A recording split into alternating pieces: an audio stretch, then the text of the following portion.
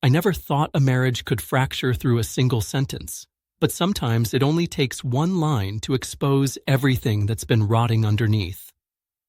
I'm Rowan Hale. I'm 43, married for 11 years, or at least I was until last Friday afternoon.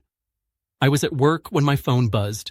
No emojis, no softening words, just a blunt message from my wife, Delilah. I'm spending the weekend with my ex. He actually appreciates me.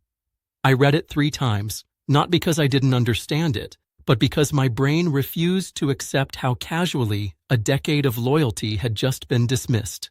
I didn't respond right away. I stared at my screen while the office hummed around me, phones ringing, keyboards clicking, people living their normal lives.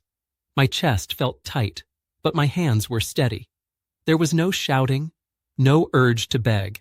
Just a quiet, sinking realization that something I had been carrying alone for years had finally tipped over. Delilah and I didn't have a dramatic marriage. No screaming fights, no broken plates, just distance, long stretches of silence disguised as peace. When we first met, she told me she loved how grounded I was. I worked hard, showed up, paid attention. I remembered details, her favorite wine, the way she hated driving at night, the kind of praise she craved but never asked for. I wasn't flashy, but I was consistent. For a long time, that seemed enough. We built routines, dinners, shared shows, weekend errands. Life settled, like it always does. I never expected fireworks forever. I expected partnership. But somewhere along the way, I became invisible. Conversations turned transactional. Touch became rare. Appreciation became conditional. If I forgot one thing, it erased the 100 things I did right. I adjusted, like men do. I listened more, gave space, took on more responsibility. I told myself relationships go through phases, that patience was strength. What I didn't realize was that patience without reciprocity slowly teaches someone that your presence is optional. Her ex's name was Callum. I knew because she mentioned him once years ago with the kind of dismissive tone people use when something still matters. I didn't worry about him then. I trusted my marriage. I trusted her. That trust is what made the text feel so surreal. Not the admission of seeing him, but the justification. He actually appreciates me. As if appreciation was a scarce resource I'd failed to provide, rather than something she had stopped recognizing. I finally replied with 2 words. Noted. Thanks. It wasn't sarcasm. It was acknowledgement. She had made a decision and wanted me to absorb it quietly. I wasn't going to give her the drama she seemed to expect. I finished my workday, drove home, and started packing a bag. Nothing dramatic. Clothes, laptop, charger, essentials. I wasn't running. I was repositioning myself away from someone who had already checked out. The house felt different that evening. Not sad, hollow.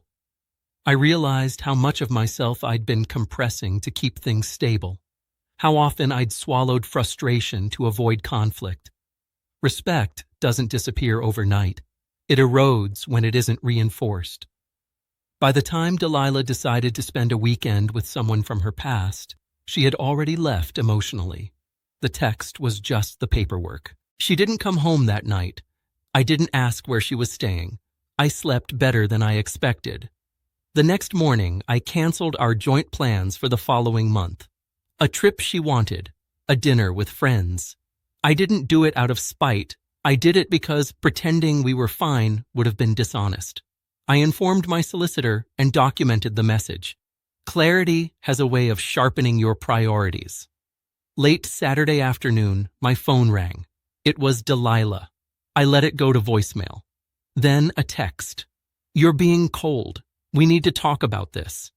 I almost laughed at the irony. She framed her betrayal as a conversation, but my reaction as cruelty. That's when I understood something important.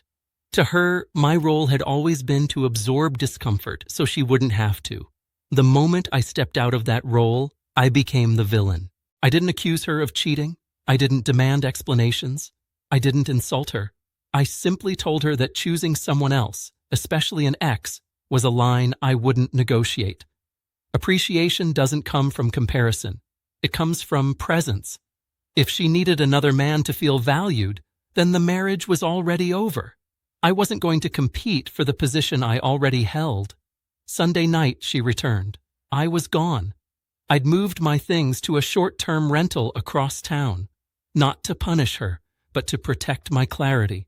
She sent messages ranging from defensive to emotional. She said she felt unheard, that she needed space, that I was overreacting.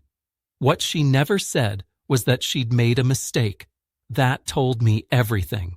People think endings are loud, explosive, full of ultimatums.